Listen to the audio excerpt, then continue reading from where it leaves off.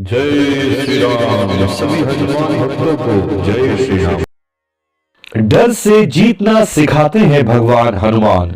बजरंग बली की 5 कहानियों से सीखे कैसे अपने रास्तों में आने वाली परेशानियों से निपटा जाए। कहते हैं कलयुग में एक ही जीवित देवता हनुमान है। चैत्र शुक्ल पक्ष की नवमी पर राम जन्मे, पूर्णिमा पर हनुमान। भगवान हनुमान से जो सीखना चाहिए वो है निर्भय रहने की कला। हनुमान विश्वास के देवता हैं। विश्वास दोनों तरह से हो, परमात्मा पर भी, स्वयं पर भी, भीतर भी, बाहर भी। भरोसा ही एकमात्र चीज है जो सूर्य को मुंह में रख लेने से समुद्र लांघने तक काम करवा लेते हैं। इंसान के जीवन में 3 ही भाव होते हैं। पहला हर्ष, दूसरा शोक और तीसरा भय। हर्ष यानी खुशी, शोक यानी दुख, भय का मतलब डर। डर ही सफलता के रास्ते की सबसे बड़ी रुकावट है। डर असफलता को भी होता है, सफलता को बरकरार रखने का भी। भय बाहरी भी होता है, भीतर का भी। डर कोई भी हो, यह हमें जिंदगी में आगे बढ़ने से रोकता है। भगवान हनुमान से सीखे कैसे अपने ऊपर डर को हावी होने से बचाएं। आज की पहली कहानी है, दूर से जो चीजें समस्या की तरह दिखती है वो समाधान भी हो सकती है। रामायण का किस्सा है। रावण ने सीता का हरण किया तो उनकी खोज में राम और लक्ष्मण जी जंगल में भटक रहे थे। शबरी के कहने पर वे सुग्रीव से सहायता मांगने गए। सुग्रीव अपने भाई बाली से बचने के लिए ऋषिमुख नाम के पहाड़ पर रहते थे, क्योंकि बाली एक श्राप के कारण उस पहाड़ पर नहीं आ सकता था। राम और लक्ष्मण को ऋषिमुख पहाड़ के पास देखकर सुग्रीव घबरा गए। उन्हें लगा कि बाली खुद नहीं आ सकता है तो उसने मुझे मारने के लिए योद्धा भेज दिए हैं। सुग्रीव ने हनुमान जी से कहा कि वो उनकी रक्षा करें। हनुमान ने जवाब दिया, बिना ये समझे कि वे लोग कौन हैं कोई फैसला नहीं करना चाहिए। पहले उनके पास जाकर ये पता करना चाहिए कि ये 2 लोग कौन हैं। हनुमान जी ने अपना रूप बदला और ब्राह्मण बनकर राम लक्ष्मण के पास पहुंचे। जब बात की तो पता चला ये वो राम हैं जिनका नाम हनुमान जी दिन रात जपा करते हैं। वे दुश्मन नहीं हैं, सुग्रीव से मदद मांगने के लिए आए थे। दूर से जो समस्या दिख रही थी वो तो दरअसल समाधान थी। हनुमान सिखाते हैं कि किसी भी परिस्थिति से डरे नहीं, उसे समझने की कोशिश करें। हो सकता है वो आपके लिए मददगार साबित हो। दूसरी कहानी है, समस्या से डरे नहीं, उसे कैसे सुलझाया जा सकता है ये सोचें। डर को जीतने की कला में हनुमान निपुण हैं। कई घटनाएं हैं जिन्होंने उनके मन में भय पैदा करने की कोशिश की, लेकिन वे बुद्धि और शक्ति के बल पर इनको हराकर आगे बढ़ गए। डर को जीतने का पहला मैनेजमेंट फंडा यहीं से निकला है कि अगर आप विपरीत परिस्थितियों में भी आगे बढ़ना चाहते हैं तो बल और बुद्धि दोनों से काम लेना चाहिए। जहां बुद्धि से काम चल जाए वहां बल का उपयोग नहीं करना चाहिए। रामचरितमानस के सुंदरकांड का प्रसंग है।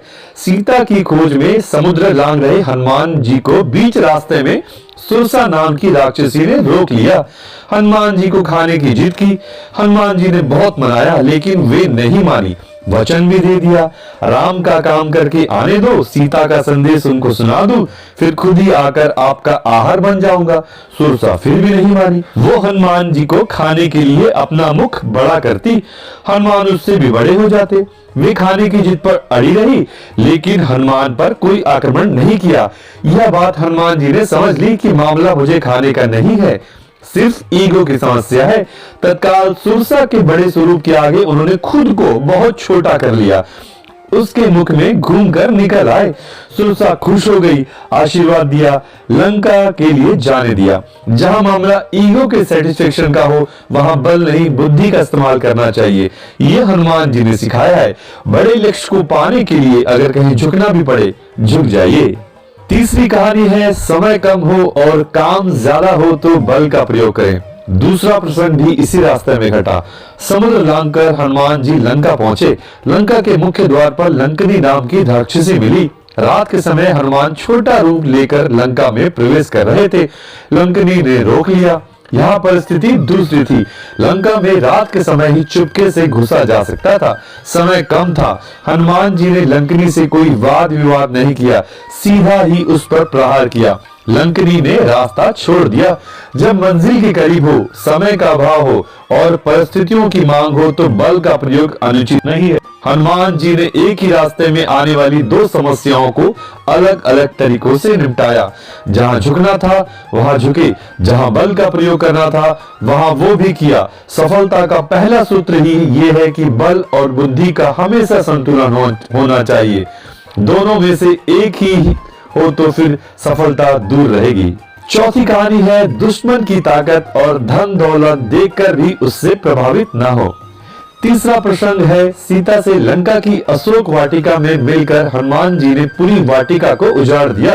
रावण के बेटे अक्षय कुमार को भी मार दिया। मेघनाथ ने उन्हें नागपाश में बांधकर रावण की सभा में प्रस्तुत किया। सभा देखकर हनुमान जी आश्चर्य में पड़ गए। रामचरितमानस के सुंदर कांड में तुलसीदास जी ने लिखा है, 10 मुख सभा दीखी कपि जाई, कहीं न जाए कछु अति प्रभुताई, कर जोरे सुर दिशिब विनीता, भ्रुकुटी विलोकत सखल सभी था, देखी प्रताप न कपि मन शंका, जिमि अहिगन महु गरुड़ असंका। अर्थात रावण की सभा को देख हनुमान को आश्चर्य हुआ। ऐसा प्रताप जिसका बखान संभव नहीं। देवता और दिक्पाल हाथ जोड़े खड़े हैं, डरे हुए केवल रावण की भ्रुकुटियों को देख रहे हैं। ऐसा प्रताप देखकर भी हनुमान जी के मन में कोई भय नहीं था। वे ऐसे खड़े हुए जैसे सर्पों के बीच गरुड़ रहते हैं। रावण के वैभव और बल को देखकर भी हनुमान तनिक विचलित नहीं हुए। दुश्मन और बुरे लोगों के वैभव को देखकर उससे प्रभावित न होना ये बहुत कठिन काम है। शत्रु के सामने बिना भय के रहे, उसकी ताकत और सामर्थ्य से प्रभावित ना हो, ये हनुमान सिखाते हैं।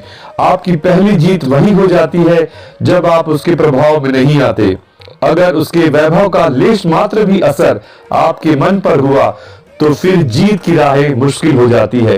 रावण की पहली हार उसी समय हो गई थी जब हनुमान जी ने उनके सामने बिना किसी संकोच के उसकी गलतियों को गिना दिया। सर लोग चूक यहाँ जाते हैं, दुश्मन के सामने जाते ही आधे तो उसकी शक्ति के आगे झुक जाते हैं।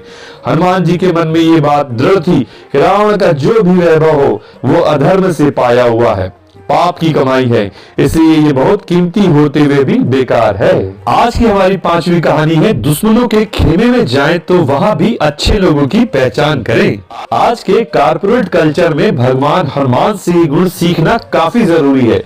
सीता की खोज में लंका गए हनुमान जी ने जब विभीषण के घर बाहर तुलसी का पौधा, स्वास्तिक और धनुष बाण के चिन्ह देखे तो समझ लिया ये राक्षसों के शहर में किसी सज्जन व्यक्ति का घर है। उन्होंने विभीषण से दोस्ती की और बातों बातों में उन्हें भगवान राम के गुणों के बारे में बताया। सीधे ये नहीं कहा कि तुम हमारे खेमे में शामिल हो जाओ, बस विभीषण के मन में उत्सुकता का एक बीज बो दिया। जब रावण ने विभीषण का अपमान करा, उसे लंका से निकाला, तो विभीषण को हनुमान की कही बात याद आई कि श्री राम अपनी शरण में आए हर व्यक्ति की रक्षा करते हैं। वो सीधा राम की शरण में पहुंच गया।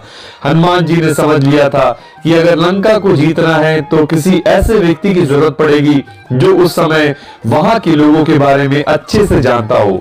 उन्होंने बिना सीधे कोई बात कहे विभीषण को राम की शरण में आने का संकेत दे दिया था।